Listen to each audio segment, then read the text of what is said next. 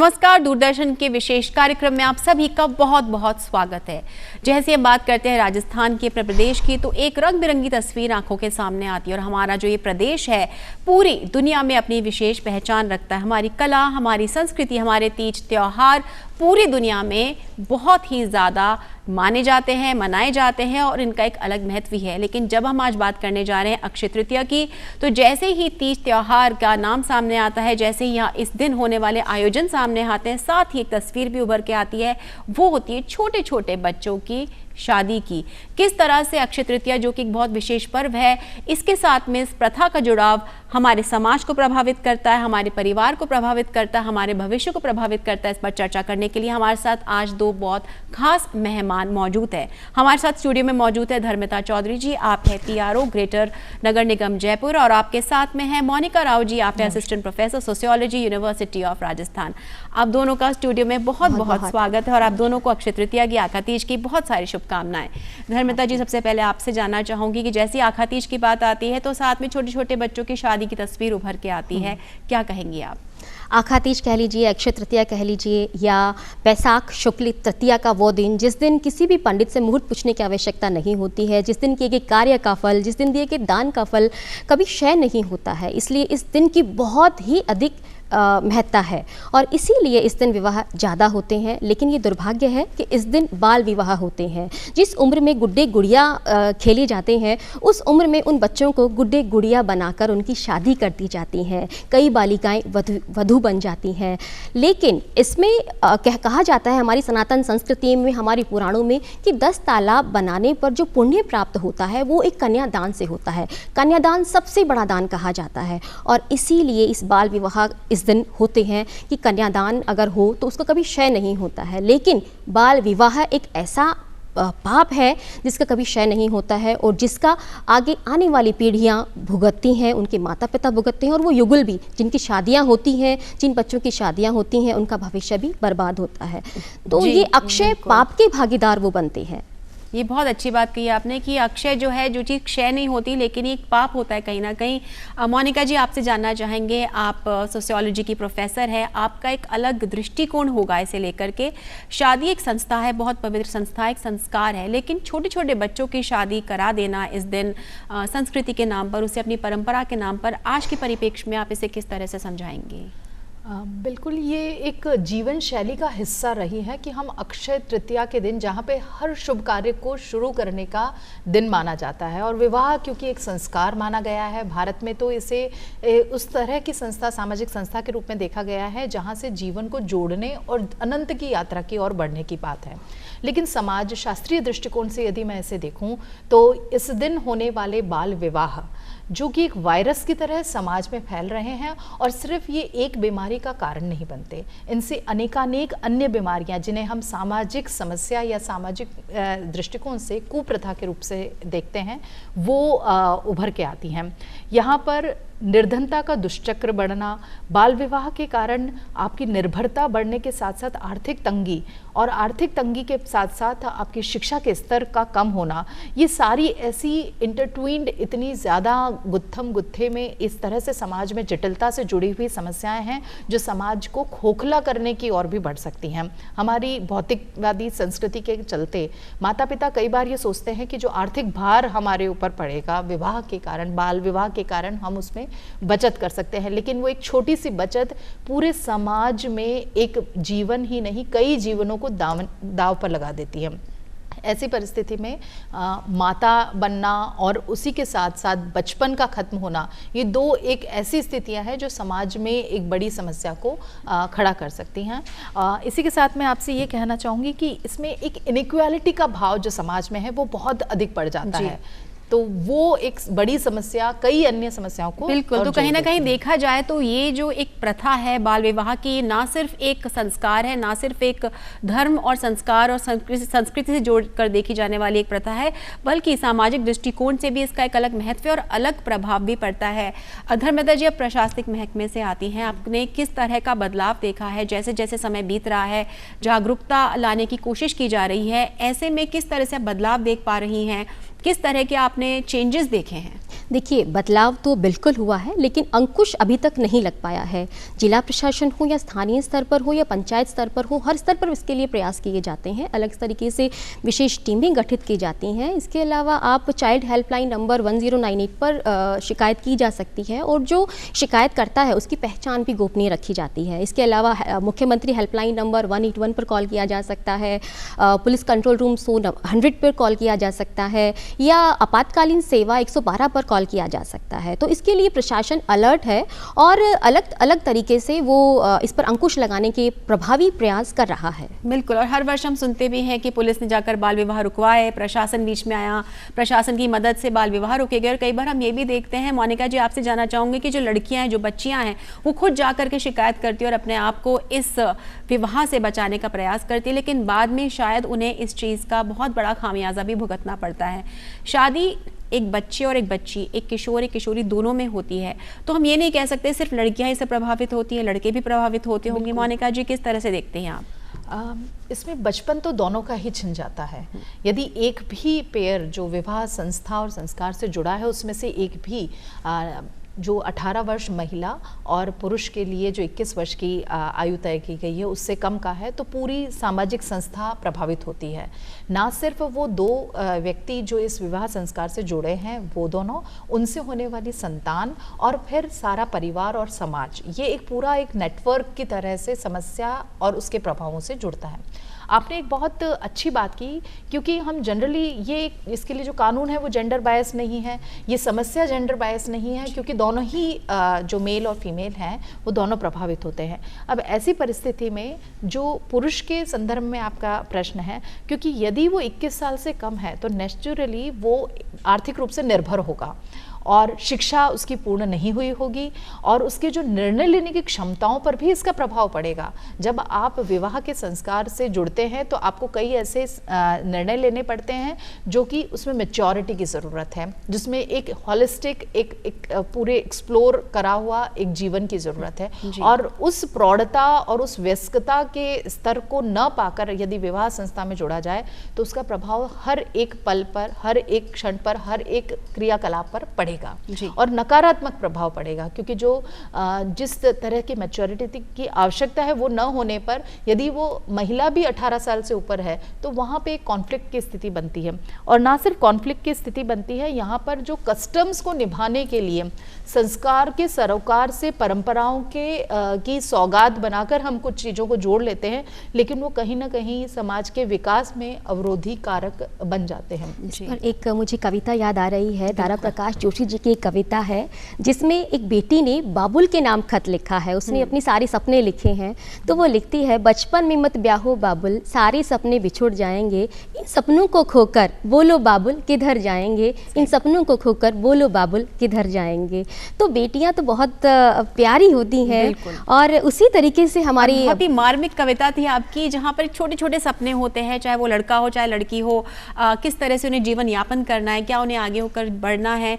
और यहीं पर हम बात कर लेते हैं महिला सशक्तिकरण की। हमें बहुत गर्व हो रहा है, हमारे दर्शक जो हमें देखे हैं हम उन्हें बता दें कि हमारे साथ दो बहुत सशक्त महिलाएं हैं जो संस्कारों को भी निभा रही हैं, जो परिवारों को भी निभा रही हैं और साथ में सशक्त भी हैं, संबल भी हैं। तो आप दोनों से जानना चाहूँगी धर्मिता जी आपसे, किस तरह से कोई भी लड़की जब साक्षर होती है, जब समझदार होती है, तो ना सिर्फ अपना और परिवार का बल्कि देश के विकास में भी योगदान देती है। आप खुद एक इसका उदाहरण है, फिर भी आप बताएं। देखिए, महात्मा गांधी जी ने भी कहा था कि यदि हम एक व्यक्ति को, एक पुरुष को साक्षर करते हैं तो केवल एक व्यक्ति साक्षर होता है, यदि हम एक महिला को साक्षर करते हैं तो हम पूरी समाज को साक्षर करते हैं। तो महिलाएं तो समाज की दात्री होती हैं, महिलाएं तो समाज को बनाती हैं, तो इसलिए एक महिला को यदि हम शिक्षित करते हैं तो पूरी समाज को हम शिक्षित करते हैं।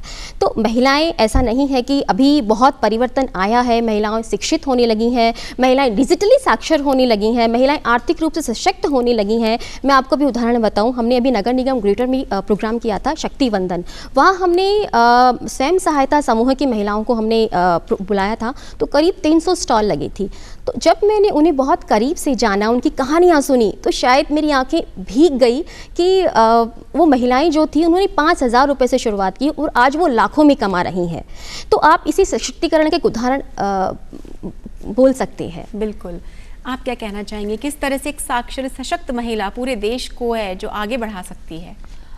देखना है तो मेरा जनाजा देख, तेरी बारात से अच्छा होगा। जब महिला ये कहने के आतुर हो जाती है कि उसकी जीवन इतना सुदृढ़ रहा, इतना सुगम रहा, इतना सरल और सहज रहा कि वो हर स्तर पर निर्णय ले सकी, तो मुझे लगता है कि सशक्तता और निर्णय लेने की जो क्षमता है वो यदि महिला के पास आ जाती है तो एक मायना ये है कि महिला सशक्त है।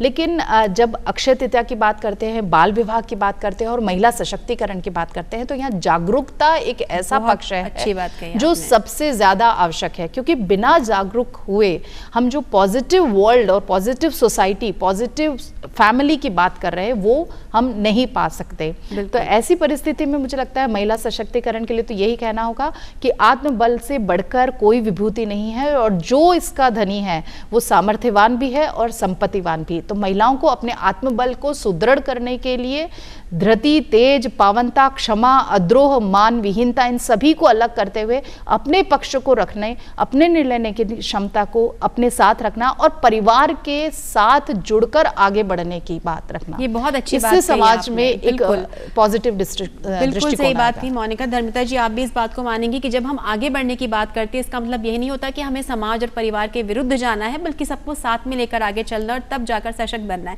लेकिन यहाँ पर एक छोटी सी विडंबना है जो हम आसपास हम देखते भी, अनुभव भी करते हैं, हमारे दर्शक भी इस बात से जरूर वाकिफ होंगे कि जब कोई महिला आगे बढ़ती है तो उसे बहुत चुनौतियों का सामना करना पड़ता है, तब जाकर उसे सुदृढ़ कहा जाता है। ऐसा बहुत कम देखने में आता है, ऐसा केसेस की जहां पर परिवार बोले हाँ हाँ बेटा जाओ, करो करो करो, और वो महिला आगे चले जाती है और फिर वो बाकियों को कहती है देखो मेरे परिवार ने मुझे ऐसा कहा।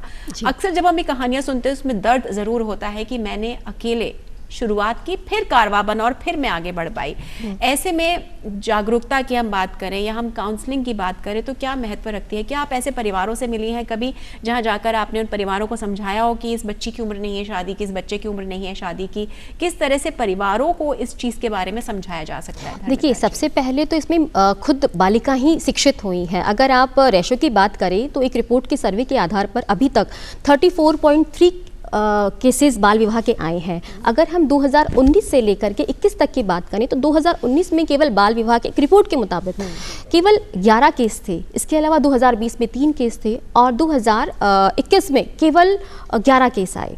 तो इसका मतलब ये है कि कहीं ना कहीं लोगों में जागरूकता आई है, बालिकाएं भी शिक्षित हुई हैं, जागरूक हुई हैं, अपने लिए खुद स्टैंड लेना उन्होंने शुरू किया है। तो और धीरे धीरे और भी जागरूकता आ रही है। बिल्कुल, तो और ये बदलाव हमें देखने को मिल भी रहा है, जैसा कि आपने आंकड़ों में बताया, जो रिपोर्ट के आधार पर आपने बताया। जी मोनिका जी, आंकड़े तो बिल्कुल ये कई बार प्रोत्साहित भी करते हैं और हतोत्साहित भी करते हैं। दोनों ही दृष्टिकोण को यदि देखें तो महिलाओं में जागरूकता की आवश्यकता तो है, लेकिन उससे ज़्यादा मुझे लगता है परिवार का जो रोल है कि उनमें वो संबलता दे और उनमें वो विश्वास पैदा करे कि जो भी उनके साथ गलत हो रहा है उसके खिलाफ वो आवाज़ उठाएंगे। और ये आवाज़ सिर्फ वो सरकारी तंत्र पर ही इसकी जो पूरी जिम्मेदारी है वो नहीं है, इसकी जिम्मेदारी महिला पर है। जैसे मैंने अभी थोड़ी देर पहले कहा कि महिला की जिम्मेदारी है परिवार को साथ लेना, लेकिन सिर्फ महिला की ही जिम्मेदारी नहीं है, ये समझाना और उसके साथ साथ उसके अग्रज जो परिवार में है उनके साथ वो सौहार्दपूर्ण वातावरण हमें देना कि किस तरह से वो अगर समस्या है तो वो वापस आकर कहे। अभी कुछ देर पहले बाबुल की टीस की भी बात कही जा रही थी, तो वहाँ पर बाबुल भी इतना ज़्यादा बच्चे को संबलता दे कि यदि कोई समस्या है तो तुम फिर से मेरे पास आकर कह सकती हो। और यदि वो बच्ची अगर वहाँ पर समस्या को झेल रही है तो उसे उस नेटवर्क का पता है होना चाहिए कि कहाँ पे जाके वो अपनी समस्या के निदान की प्राप्ति कर सकती है। हेल्पलाइन के अलावा भी कई और तरीके हैं जिनसे हम कर सकते हैं। मैं अगर अपना व्यक्तिगत रूप से इसका बात कहूँ तो हमारे, क्योंकि मैं राजस्थान यूनिवर्सिटी में हूँ और एशिया के सबसे बड़े महिला कॉलेज जो महारानी कॉलेज में हम पढ़ाते हैं, तो वहाँ बहुत सारी लड़कियाँ होती हैं। कई बार हम फ़ोन करके उनके पेरेंट्स से बात करते हैं और ये कहते हैं कि ये बच्ची जो ब्राइट है, जो 98-95% से कॉलेज में अपना दाखिला पाई है, यदि उसके विवाह के उस स्थिति में आप डाल देंगे तो जो वो करना चाहती थी या जिस दृष्टिकोण से आपने उसे पढ़ाया था वो पूरा नहीं कर पाएगी। ये सिर्फ एक व्यक्ति का लॉस नहीं है कि वो इंडिपेंडेंट नहीं हुआ, ये समाज की एक बहुत ही महत्वपूर्ण इकाई का लॉस है और उससे आगे कई कड़ियाँ हैं जो क्षीण हो जाएंगी और फिर समाज पर उसका प्रभाव नकारात्मक पड़ेगा। तो हम कई बार काउंसलर, एज अ टीचर भी काउंसलर का काम कर लेते हैं। तो प्रशासन तो काम कर ही रहा है, पर आप जहां हैं, जिस जगह हैं, वहां से अपना रोल जब करेंगे और व्यक्ति जिसके साथ ये हो रहा है, इसको प्रथा का दुष्चक्र में फंस रहा है, उसे तो अपने आत्मबल का प्रदर्शन करना बहुत जरूरी पड़ेगा। होती है कि जिसके साथ ये हो रहा है उसे इस बात की जानकारी हो और वो उसे इस बात की समझ हो कि ये उम्र उसके लिए नहीं है। फिलहाल उसकी जो उम्र है अपने आप को समझने की है, आगे और नई चीजें सीखने की है, खेलने कूदने की है, नए कोर्सेज में जाने की है, आप कुछ भी स्किल डेवलपमेंट कर सकते हैं। जरूरी नहीं है कि आपको एक ही काम करना है, सारी दुनिया से डॉक्टर इंजीनियर नहीं बनती, लेकिन आज के टाइम में बहुत सारी नई नई चीजें भी आ गई हैं। जब हम बात करते हैं बाल विवाह की, क्योंकि हम अक्षय तृतीया की बात कर रहे हैं और इस कुप्रथा की बात कर रहे हैं, तो जो ये फैसला लिया जाता है वो बच्चों का नहीं होता, वो परिवार का होता है। और कभी कभार परिवार के जो बड़े होते हैं या जो बच्चों के माता पिता होते हैं वो भी अपने बड़ों का ही कहना मान रहे होते हैं। तो ये शायद एक कड़ी है, एक चेन है जिसको ऊपर से नीचे लाकर हमें समझाना होगा, तो काफी जटिल लगती है। किस तरह से जटिलता को अपने स्तर पर हम सुलझा सकते हैं। प्रशासन तो देखिए पूरा एक सामूहिक काम करता है, लेकिन ये इंडिविजुअल चेंज की बात है। किस तरह से आपके अनुसार ही काम हो सकता है? देखिए, इसके लिए सबसे पहले तो समाज को ही आगे आना होगा, क्योंकि प्रशासन तो अपना काम कर रहा है। हमारे आसपास यदि यदि मान लीजिए मैं भी अगर देख रही हूँ तो मुझे आगे आकर सूचना देनी होगी, उन लोगों को जागरूक करना होगा कि ये गलत है। बचपन मत छीनिए, बच्चों से अपना बचपन मत छीनिए।